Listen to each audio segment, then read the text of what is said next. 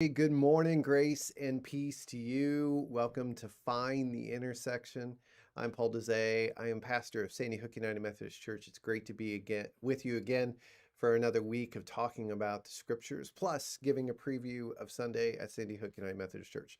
So let's go ahead and jump into the intersection scriptures for this week. We'll put them on the screen. Here we go. And so those are our four passages. The upper left-hand corner is the gospel passage, and it kind of goes clockwise around. And then we end up talking about the intersections, which is the center point between the four boxes on the chart on the screen. So let's start with the gospel passage, John 18, verses 33 to 37. This is a conversation between the Roman governor Pontius Pilate and Jesus, who has been arrested. The conversation deals with three things. Jesus as king. Is he the king of the Jews? And then Jesus responds with this conversation about how his kingdom is different. If his kingdom was the same as the kingdom of the world, then his followers would fight for him. And so we have king and kingdom, and then there at the end of the passage, it talks about truth. And if you would go another verse in the after this passage, Pilate asks the question, "What is truth?" Jesus says that he was born to reveal truth, to testify to truth, to be a witness of truth. And so that's an important thing that Jesus came to do. So what is this truth? Well, truth for Jesus is his embodiment. He is truth as a person. He said, "I am the way, the truth, and the life." So Jesus is the truth. He came to reveal or testify to him being king, about this God's kingdom. And so everyone who belongs to the truth hears his voice, which is just a great verse. So king, kingdom, truth are the three ideas woven in this conversation between Pilate and Jesus.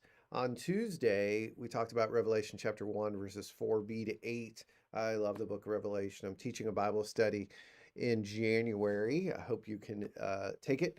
So Revelation, the word revelation means unveiling or revealing, uncovering.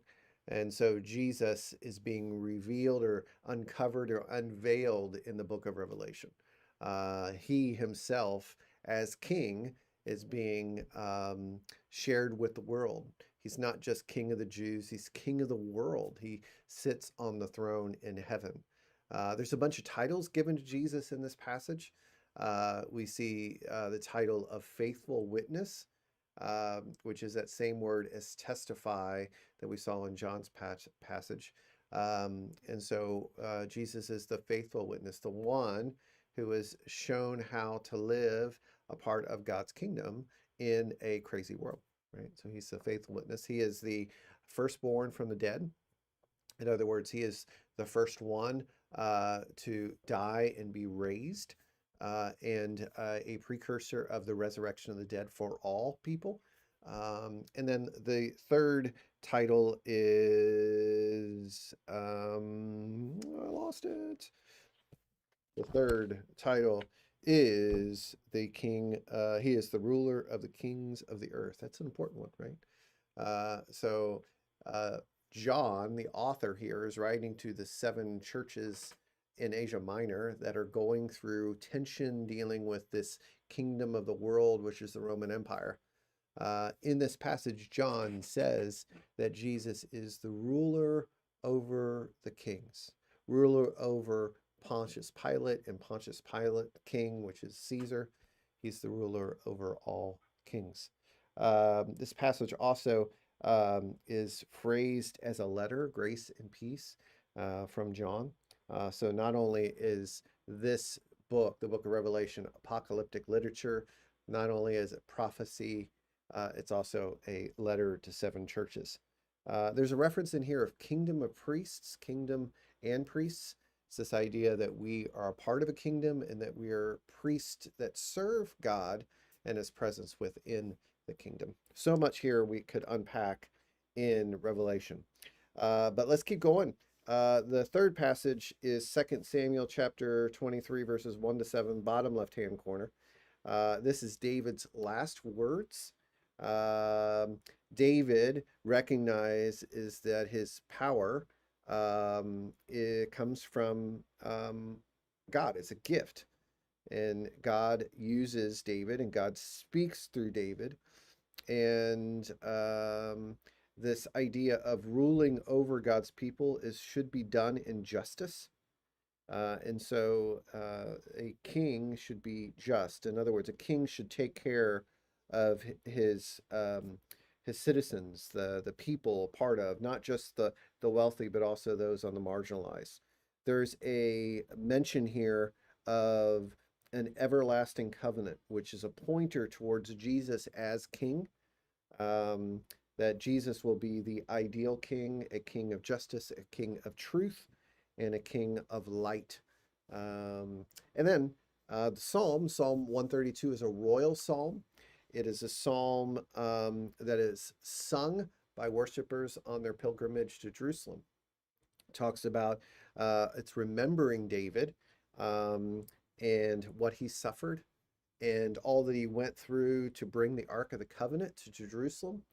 And it's talking about God putting his feet up, God resting his feet. Get up, Lord, go to your residence, your powerful covenant chest, you and your powerful covenant chest, which is talking about the Ark of the Covenant. And they believed that wherever the Ark of the Covenant is, there is God's presence.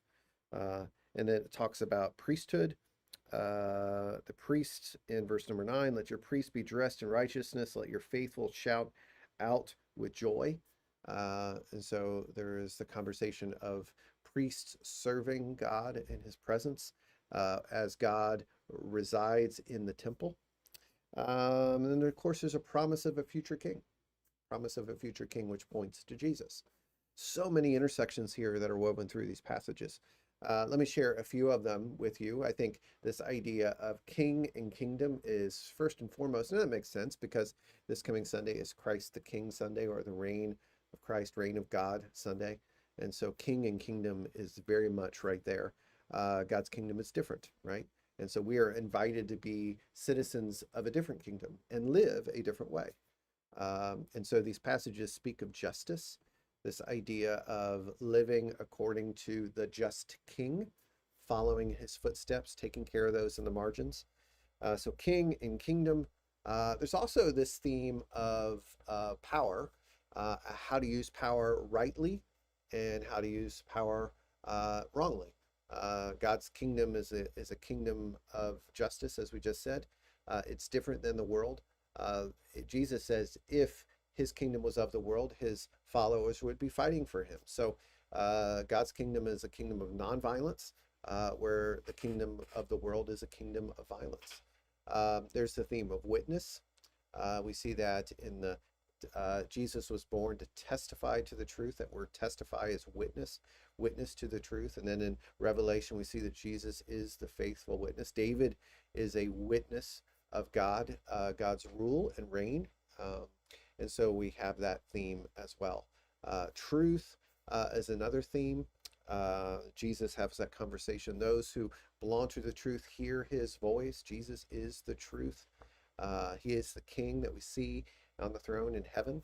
It's the truth of the prophecy that we see both in 2 Samuel and the Psalm. Yeah, so those are some themes. What themes did you come up with this week? How is your life different because of these passages? And how is your life formed in Christ's likeness because of these passages? All right, let's talk about this coming Sunday at Sandy Hook United Methodist Church. It is Communion Sunday. It's kind of cool. We're taking communion on Christ the King Sunday. I like that. We're going to conclude our A Life That Matters sermon series. And we're going to focus in on that conversation between Pilate and Jesus. And maybe we'll reference Revelation. You never know.